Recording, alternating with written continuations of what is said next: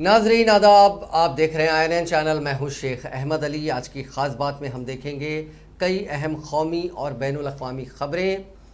आम लोगों को महंगाई से निजात दिलाने और कीमतें काबू में रखने के वादे के साथ 2014 में बरसरे इक़्तिदार आई मोदी हुकूमत ने सिर्फ 2 साल में ही पेट्रोल और डीजल पर एक्साइज ड्यूटी से 5,79,000 करोड़ रुपए की कमाई की है। ये इंकशाफ एक RTI अर्जी के जवाब से हुआ। RTI जवाब से सामने आया कि मोदी हुकूमत ने साल 2019-20 से साल 2020-21 के दौरान डीजल पर 1,31,786 करोड़ रुपए और पेट्रोल पर 75,271 करोड़ रुपए एक्साइज ड्यूटी की शक्ल में हासिल किए। RTI जवाब में माहाना टैक्स कलेक्शन के आदाद और शुमार से पता चला कि मोदी हुकूमत ने 2020-21 में डीजल पर 2,59,560 करोड़ रुपए और पेट्रोल पर 1,12,384 करोड़ रुपए एक्साइज ड्यूटी की शक्ल में कमाए। ध्यान रहे कि पेट्रोल डीजल पर एक्साइज ड्यूटी के अलावा वैट भी लगता है, जिसे रियासती हुकूमतें लगाती हैं। आदाद और शुमार के मुताबिक मरकजी हुकूमत पेट्रोल पर 32 रुपये 90 पैसे फ़ी लीटर और डीजल पर 31 रुपये 80 पैसे फ़ी लीटर की एक्साइज ड्यूटी वसूलती है। इसी तरह डीजल पर 31% और पेट्रोल पर 34% एक्साइज ड्यूटी वसूली जाती है। मजमूई तौर पर पेट्रोल की खुर्दा कीमत पर तकरीबन 54% तो मरकजी हुकूमत और रियासती हुकूमतों का टैक्स ही होता है। हालांकि दिवाली के मौके पर मरकजी हुकूमत के जरिए 5 रुपये फ़ी लीटर एक्साइज ड्यूटी कम किए जाने के बाद कई रियासतों ने अपने यहाँ वैट भी घटाया, लेकिन माहिरीन का मानना है कि अब भी तेल पर बहुत ज़्यादा टैक्स वसूल किया जा रहा है। RTI कारकुन और कांग्रेस कारकुन तेजपाल सिंह का कहना है कि तेल पर बेतहाशा टैक्स वसूलने से सबसे ज़्यादा गरीब लोग परेशान हैं। उन्होंने कहा कि बैनुल अक़वामी बाज़ार में तेल की ऊंची कीमतों के बावजूद कांग्रेस की क़यादत वाली माफ़ कीजिएगा UPA हुकूमत ने आम लोगों पर बोझ नहीं डाला था, लेकिन उसके बरक्स मोदी हुकूमत सस्ता खाम तेल होने के बावजूद आम लोगों को लूट रही है। लोगों की कमर तोड़ने वाले इस टैक्स वसूली का इशू कांग्रेस लगातार उठाती रही है। कांग्रेस के साबिक सदर राहुल गांधी इसे टैक्स डकैती के नाम से पुकारते रहे हैं। उन्होंने एक ट्वीट में कहा था कि मोदी जी की हुकूमत ने आम लोगों को तकलीफ देने का रिकॉर्ड बनाया है। मोदी हुकूमत के दौर में सरकारी मिल्कियतें फ़रोख्त की जा रही हैं, पेट्रोल की कीमतें बढ़ाई जा रही हैं। इनके अलावा साबिक वज़ीर मालियात P चिदम्बरम ने भी मोदी हुकूमत पर हमला करते हुए कहा था कि जब पेट्रोल की कीमत 100 रुपये को पार कर गई तो मोदी हुकूमत को इस सेंचुरी का भी जश्न मनाना चाहिए था। वज़ीर-ए-आज़म नरेंद्र मोदी ने दुनिया में हो रहे डिजिटल इनकलाब में जमहूरी इक़्तिदार की नागुज़रियत पर जोर देते हुए कहा कि हिंदुस्तान में डिजिटाइजेशन के जरिए गवर्नेंस, शमूलियत बाइख्तियार बनाने, राब्ते और फ़वाइद की मुंतकली और फलाही इक़दामात में ज़बरदस्त तब्दीलियाँ आ रही हैं। PM मोदी ने पहले सिडनी डायलॉग में कलीदी बयान में साइबर वर्ल्ड के मौजू पर बात करते हुए आगाह किया कि मुस्तक़बिल में तकनीक के ताल्लुक से दुनिया के तमाम जमहूरी ममालिक को इंसानी इक़्तिदार का ख्याल रखना होगा और टेक्नोलॉजी के गलत इस्तेमाल के इम्कानात से नौजवान नस्ल को बचाना होगा। Economy. It helped cope with the Y2K problem. It has contributed to the evolution of technologies and services we use in our daily lives. Today, we offer our CoWIN platform to the entire world free and made it open source software. India's extensive experience with use of technology and policy for public good, including development and social empowerment, can be of great help to the developing world. We can work together to empower nations and their people and prepare them for the opportunities of this century. That is also important for building a future of this world that reflects our democratic ideals and values. That is as important as our own national security and prosperity. Friends, it is therefore essential for democracies to work together to invest Friends, वजीर आजम नरेंद्र मोदी ने जुमेरात को कहा कि हुकूमत ने 2014 से पहले बैंकों को दरपेश मसाइल और चैलेंजों को हल कर दिया है और अब मुल्क का बैंकिंग सेक्टर पहले से कहीं ज़्यादा मजबूत बुनियाद पर है और उसे आलमी सतह पर तस्लीम किया जाने लगा है। मोदी ने कहा कि मुल्क में इक़्तिसादी सरगर्मियों में इजाफे की वजह से आज बैंकों के लिए काम करने का बहुत अच्छा मौका है। उन्होंने कहा कि कंपनियां और स्टार्टअप जिस रफ्तार से तरक्की कर रही हैं वो बेमिसाल है। लोगों की उमंगों को तक़वियत देने के लिए इससे बेहतर वक्त नहीं हो सकता। उन्होंने कहा कि आप उन्हें पैसे दें, उनमें सरमायाकारी करें। उन्होंने कहा कि हालिया बरसों में उन लोगों से 5 लाख करोड़ रुपए वसूल किए गए जिन्होंने बैंकों को लाखों करोड़ों का नुकसान पहुंचाया है। बैंकों के एनपीए यानी नॉन परफॉर्मिंग एसेट्स की सतह 5 साल की कम तरीन सतह पर है और आज उनके पास माशियात के खर्च की ज़रूरत पूरे करने के लिए काफ़ी सरमाया मौजूद है।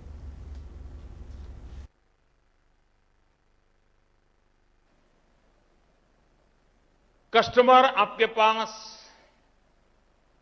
आपकी ब्रांच में आए,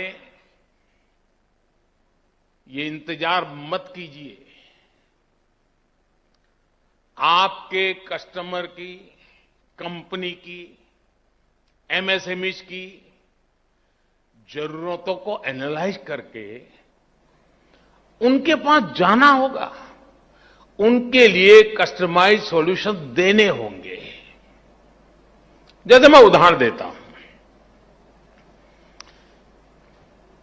कि उत्तर प्रदेश के बुंदेलखंड इलाके में और तमिलनाडु में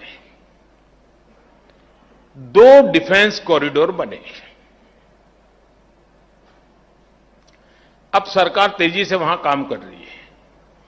क्या उस कॉरिडोर के आसपास जुड़ी हुई जितनी बैंक ब्रांचेज है,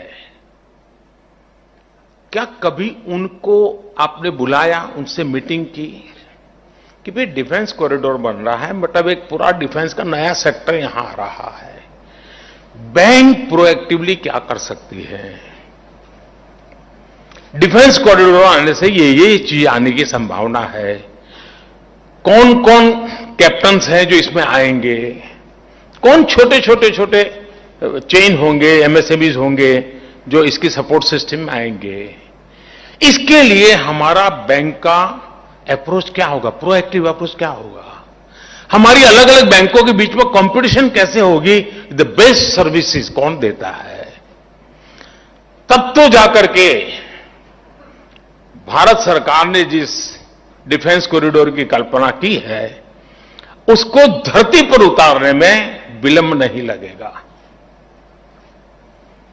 लेकिन ठीक है भाई, सरकार ने डिफेंस कॉरिडोर बनाया है, लेकिन मेरा तो उसी पर ध्यान है। क्यों? और 20 साल से हमारा एक वेल सेटल्ड क्लाइंट है, चल रही है गाड़ी, बैंक भी चल रही है, उसका भी चल रहा है, हो गया। वजीर दिफा राजनाथ सिंह ने कहा कि फौज के जवान मशरकी लद्दाख में किसी भी मजमूम हरकत का मुंह तोड़ जवाब देने के लिए पूरी तरह तैयार हैं और वो मुल्क की ज़मीन के 1 इंच की हिफाजत करने की सलाहियत रखते हैं। राजनाथ सिंह ने जुमेरात को लद्दाख के रेजोंग लॉ में चीन के साथ 1962 की जंग में मारे गए फौजियों की याद में तामीर की गई एक नई जंगी यादगार का इफ्तिताह किया। रेजोंग लॉ मेमोरियल चीन की जंग के बाद यहां तामीर किया गया था, लेकिन हाल ही में उसकी तज़यीन नौ व आराइश और तौसीक़ की गई थी और उसे एक नई शक्ल दी गई।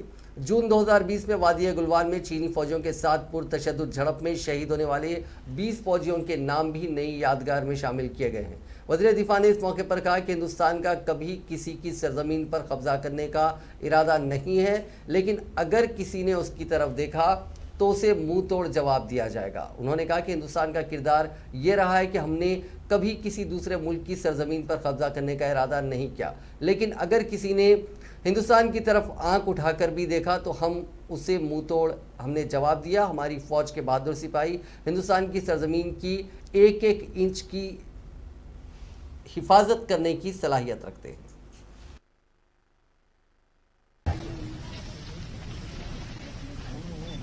मेरी आंखें भर आई हैं। हमारे कैसे 114 वीर जवानों ने अपनी शहादत देकर इस सीमा की रक्षा की है। भारत के मान सम्मान स्वाभिमान को उन्होंने बढ़ाया। मैं तो कहना चाहता हूं केवल वह बहादुर सैनिक ही नहीं थे,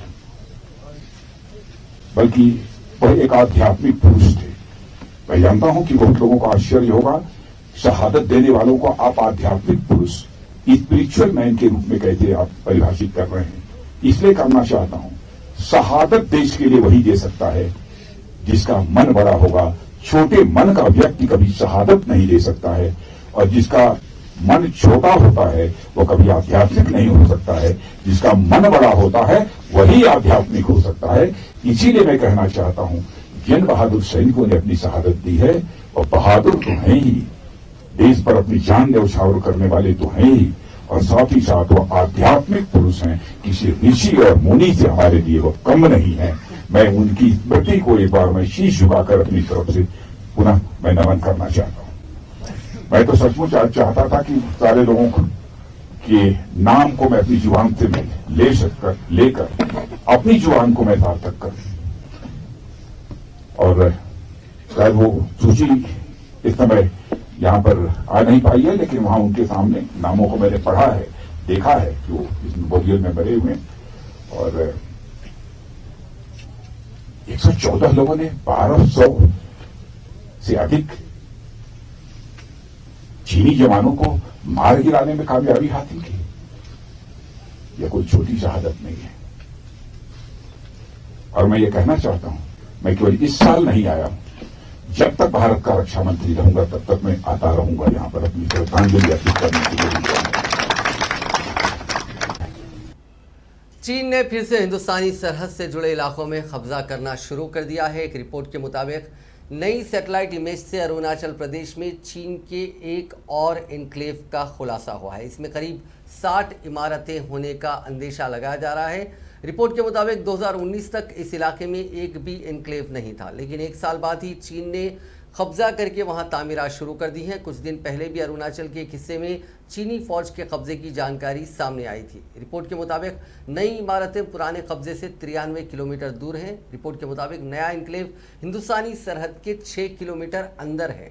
ये इलाका इंटरनेशनल बॉर्डर और लाइन ऑफ एक्चुअल कंट्रोल के बीच है। हिंदुस्तान हमेशा इस इलाके की हिंदुस्तानी सरहद में होने का दावा करता आया है। एक रिपोर्ट में दावा किया गया है कि चीन के नए एन्क्लेव की लोकेशन हिंदुस्तानी हुकूमत की online mapping service Bharat maps पर भी देखी जा सकती है।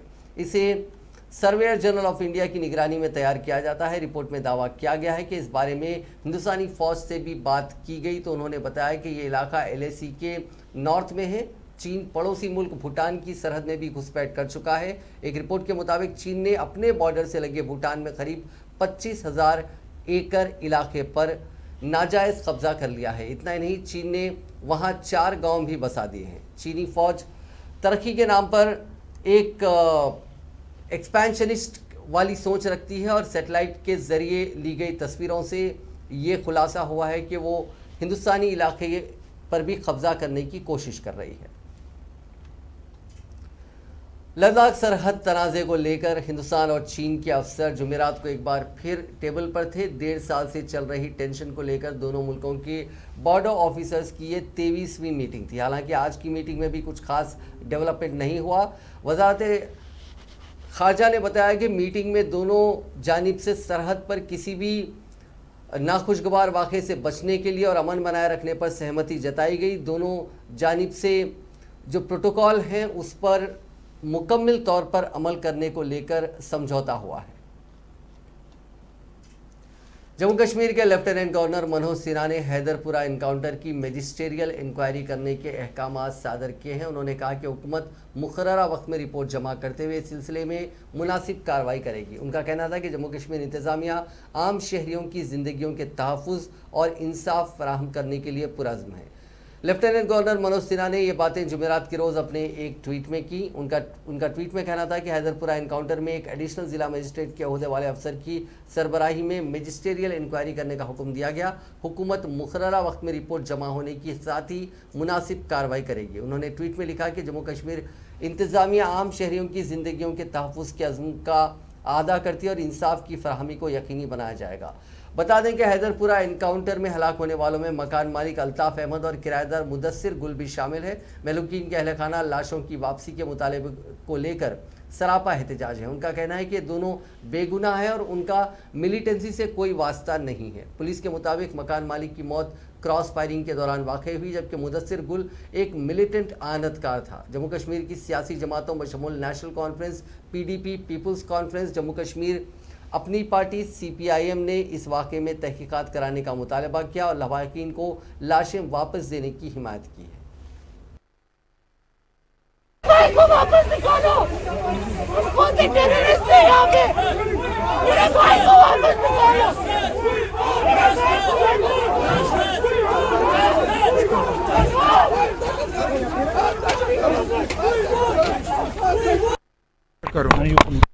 हम कुछ नहीं मांग रहे हैं हुकूमत से, मां सिवाय जो फैमिलीज हैदरपोरा एनकाउंटर में जो जहां उनके मारे गए, वो डेड बॉडी मांग रहे हैं। उनकी डेड बॉडी तक उनको नहीं दी जा रही है। यहाँ तक के एक पीसफुल प्रोटेस्ट कल कर रहे थे वो प्रेस कॉलोनी में, उनको वो तक करने नहीं दिया। कल तक मैं अपने साथियों से कह रहा था कि मैं कम से कम एहतजाज नहीं करूँगा, मैं बाकी दरवाजे खटखटाऊँगा। लेकिन आज जो उनके साथ हुआ, उनको SP के दफ्तर बुलाया गया, फिर उनको कंट्रोल रूम बुलाया गया और हम ये उम्मीद लिए बैठे थे कि अब उनको बॉडी मिलेगी, वो दफनाएंगे। और उनको कहा गया कि आप चले जाओ, 2-3 दिन के बाद देखेंगे। मेरे पास और कोई तरीका नहीं था कि मैं अपनी आवाज़ जो है उन फैमिलीज़ के साथ जोड़ दूं और मैं कोशिश करूं कि उनके लिए इंसाफ हासिल किया जाए। मुझे कोई इंक्वायरी से लेना देना नहीं फ़िलहाल। मैं किसी के लिए सज़ा नहीं मांग रहा हूं। मैं सिर्फ़ और सिर्फ इतना कह रहा हूं कि जो एक बड़ी ट्रेजेडी का सामना करना पड़ा हमारे मासूम शहरियों को रावलपोरा में, जहां 3 इनोसेंट्स मारे गए अनआर्म्ड। इसी सूरत हाल का, बदनसीब सूरत हाल का जायजा लेने के लिए आज हम यहाँ जमा हुए। महबूबा जी ना आ सकी इसलिए कि उन्हें घर में ही नजरबंद रखा गया है, जो हद दर्जा कंडेमनेबल है, अफसोसनाक है। हमने मुतालबा किया है पहले भी अपने बयानात में अलग अलग ये सिलसिला।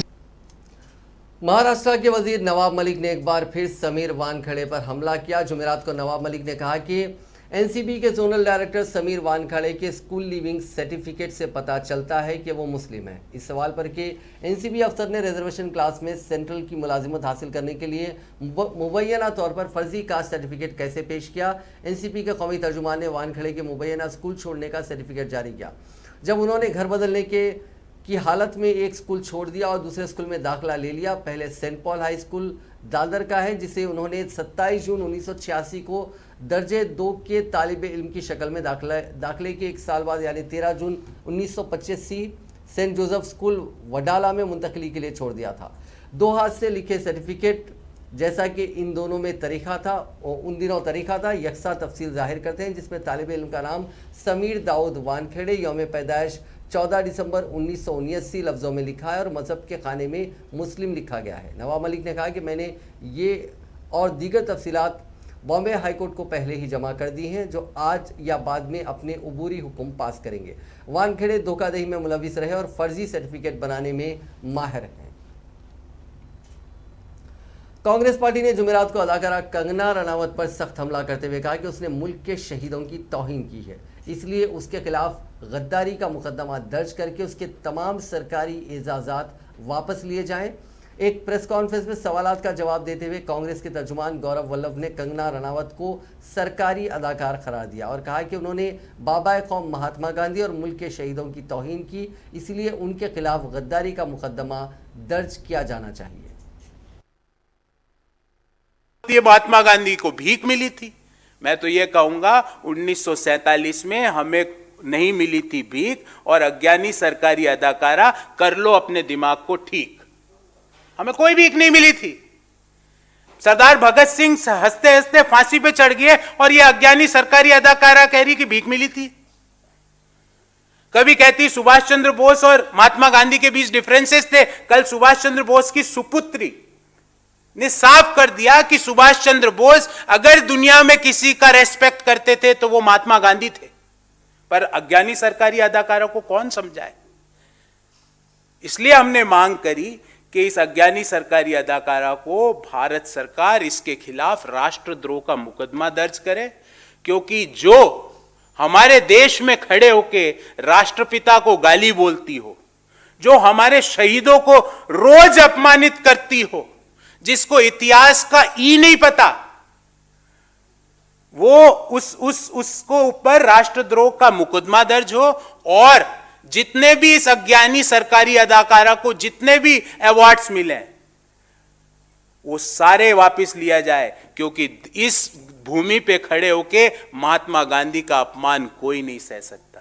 तो दो ही कारण हो सकते हैं, या तो उसको मुद्दों को डाइवर्ट करने के लिए अज्ञानी सरकारी अदाकारा को कहीं से चिट मिलती है कि आज ये बोल दो, और या दूसरा एक बड़ी कॉन्स्पिरेसी है जिसके तहत महात्मा गांधी का जो रोज अपमानित किया जाए और गोडसेवादी ताकतों को महात्मा गांधी से रिप्लेस किया जाए। पर ध्यान रहे, अज्ञानी सरकारी अदाकारा, आपको अहिंसा का नहीं पता है और आप अहिंसा पे कमेंट्री करती हो। क्या होता है अहिंसा? ये कोई फिल्म नहीं है कि जहां पे आप झूठ मूठ के लकड़ी के घोड़े पे बैठ के अपनी फिल्म पंजाब के वज़ीर आला चरणजीत सिंह चन्नी का काफिला कॉरिडोर से जाकर तारीखी गुरुद्वारा करतारपुर साहिब के दर्शन के बाद शाम को पाकिस्तान से लौट आया। चन्नी ने लौटने के बाद ऐलान किया कि पंजाब हुकूमत दर्शन के लिए इजाज़त ले चुकी संगत को कॉरिडोर तक ले जाने के लिए फ्री बसें चलाएगी। इस खिदमत को जल्द शुरू किया जाएगा। वज़ीर आला चरणजीत सिंह चन्नी ने कहा कि वो गुरुद्वारा करतारपुर साहिब में अरदास करके आए हैं कि दोनों ममालिक की सरहदें खुलें और कारोबार शुरू हो। उन्होंने वज़ीर आज़म मोदी और पाकिस्तान के वज़ीर आज़म इमरान खान से कॉरिडोर से जाकर दर्शन करने के अमल को और आसान बनाने की मांग की। चन्नी ने कहा कि यह अमल ऐसा होना चाहिए कि जो भी चाहे वो दर्शन करके ही लौटे।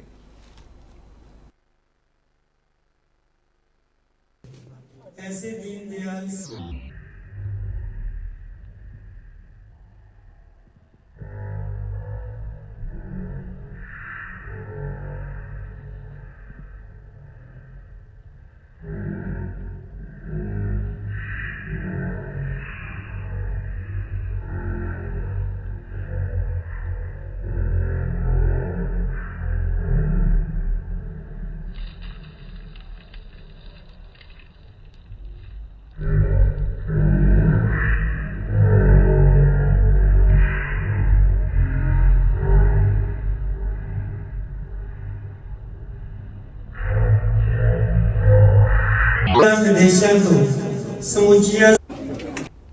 दिल्ली के वज़ीर आला अरविंद केजरीवाल ने कहा कि उनकी हुकूमत साल 2025 तक जमुना की सफाई का हदफ मुकर्रर किया है और इस सिमत में मुसलसिल काम किया जा रहा है।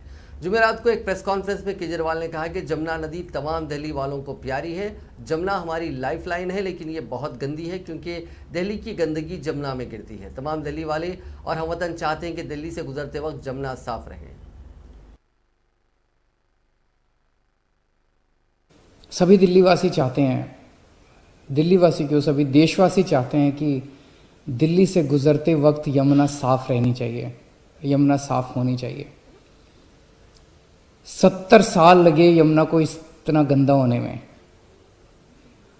ये 70 साल का जो खराब किया हुआ सारा काम है, ये 2 दिन में तो ठीक नहीं हो सकता। तो मैंने इस वाले चुनाव में जब दिल्ली का चुनाव लड़ा था, मैंने प्रॉमिस किया था दिल्ली वालों को कि अगले चुनाव तक मैं यमुना को साफ कर दूंगा और अगले चुनाव के पहले मैं भी यमुना में डुबकी लगाऊंगा और आप सब लोगों को यमुना के साफ पानी में डुबकी लगवाऊंगा। यमुना को साफ करने के लिए हम लोगों ने पूरा जोर शोर के साथ युद्ध स्तर के ऊपर काम शुरू कर दिया है। यमुना को साफ करने के लिए 6 एक्शन पॉइंट्स हैं स्पेसिफिक। और इन 6 के 6 एक्शन पॉइंट्स पे मैं लगातार मॉनिटरिंग कर रहा हूँ। एयरफोर्स का MI-17 हेलीकॉप्टर जुमेरात के रोज अरुणाचल प्रदेश में क्रैश हो गया। इसमें सवार 2 पायलटों और क्रू के 3 अराकीन को बचा लिया गया। जब यह वाकया पेश आया उस वक्त हेलीकॉप्टर को मेंटेनेंस के लिए उड़ाया जा रहा था। इस हादसे की वजूहात पता लगाने के लिए कोर्ट ऑफ इंक्वायरी के अहकाम दिए जा सकते हैं।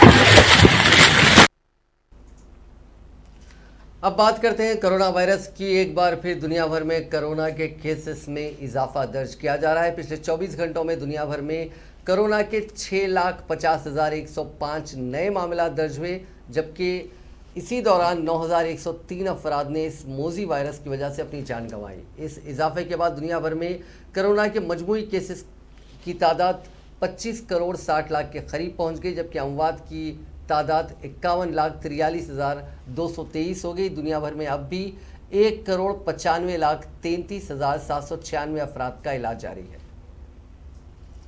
हिंदुस्तान में गुज़िश्ता 24 घंटों के दौरान हलाकत खैज आलमी वबा कोरोना वायरस के तकरीबन 12,000 केसेस रिपोर्ट हुए हैं और इस जानलेवा वबा की वजह से 470 लोगों की मौत हुई है। चारशंबे के रोज़ मुल्क में 73,44,739 अफराद को कोरोना से बचाव के टीके लगाए गए हैं और अब तक 1,14,46,32,851 अफराद को वैक्सीन लगाई जा चुकी है।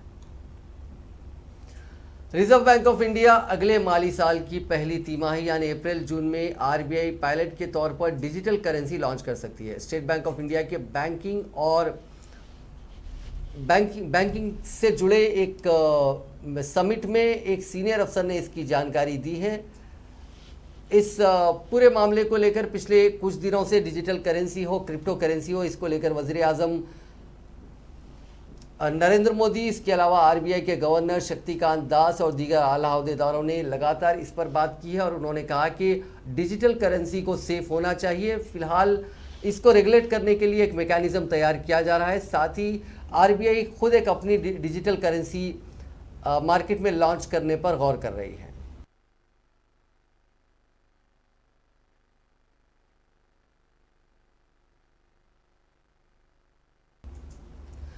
फौजी काउंसिल के इक़दामात के खिलाफ चारशंबे के रोज़ एहतजाज करने वाले मुजाहिरीन और सिक्योरिटी फोर्सेस के दरमियान झड़पों के दौरान कम से कम 15 अफराद की हलाकत की इतलात हैं।